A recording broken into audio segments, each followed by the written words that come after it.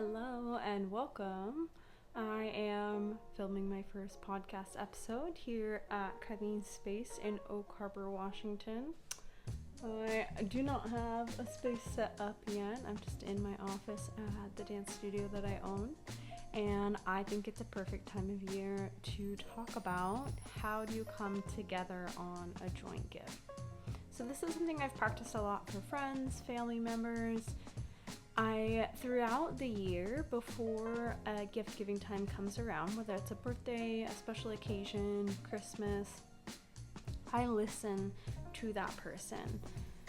Especially if I have somebody in mind or know their birthday's coming up. Usually you can get this done within 2.5 to 3 months, I would say. If you just listen to what they say during your conversations, a lot of people will give you the information you need as to what they would like to have in their life. Maybe it's a new tool, maybe it's a new event, maybe it's a group they'd like to be part of, or something creative, maybe they want a new instrument. And there's a couple different ways that you can help them get there.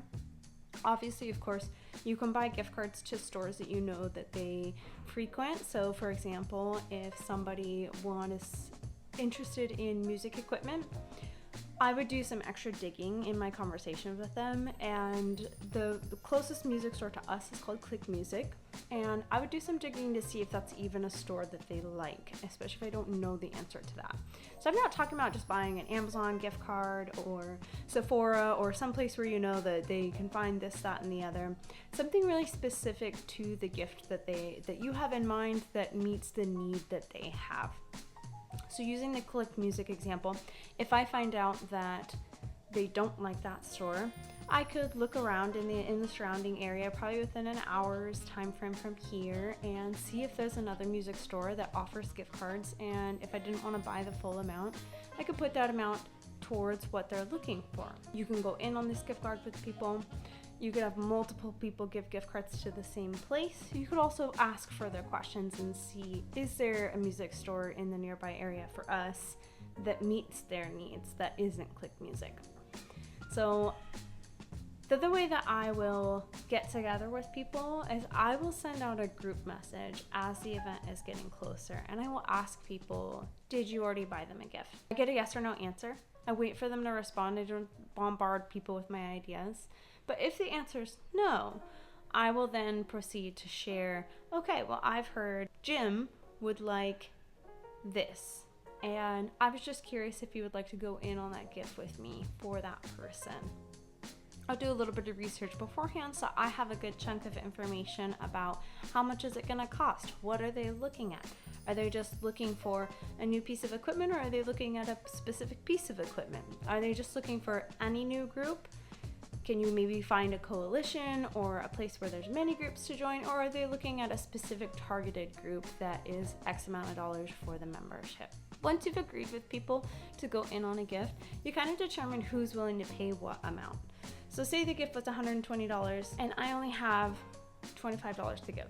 I would ask my friend, how much are you willing to give? And we just go like that until we get close to or up to the amount.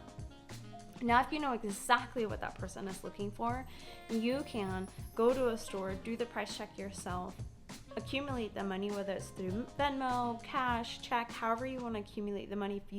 I find typically that because I'm the one that starts these projects, I'm also usually the one that has to go buy them.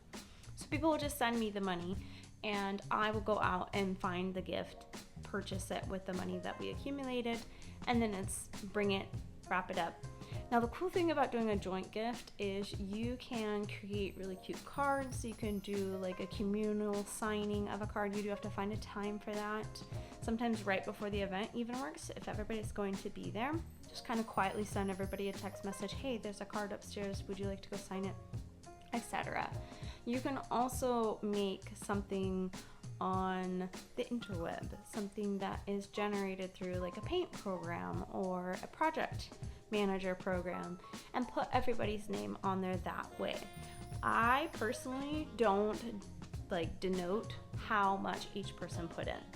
I still look at the whole thing as a community gift.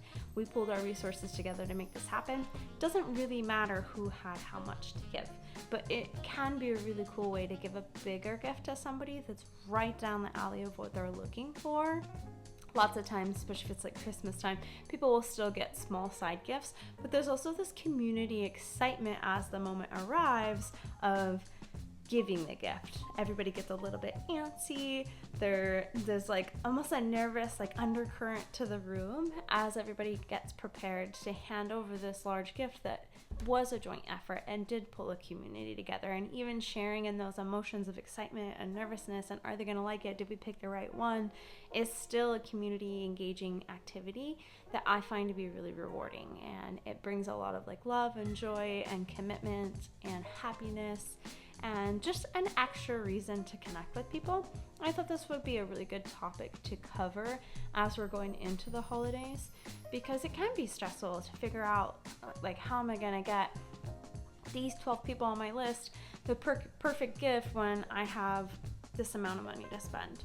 So this is just a really creative way that you can get together with other people in their circle that know that person and pull resources together to get them something that either wows them or really meets up to your standards of gift giving. Gift giving is definitely one of my primary love languages. I really love to give gifts. I like to receive gifts. So I enjoy putting in extra effort to come up with that something special to really blow somebody out of the water, because also the part that's maybe unexpected is the person that's receiving the gift is a little bit in awe of how people pulled together, if they knew.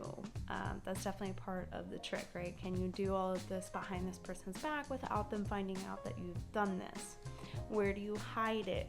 Quite often I've had gifts hidden in the back of my car for like a month because that's where it fits, and the person in question doesn't enter my car, or I can cover it with a blanket and somebody just thinks, oh yeah, that's just something in the back of Kylene's car. They don't dig around in the stuff in my car.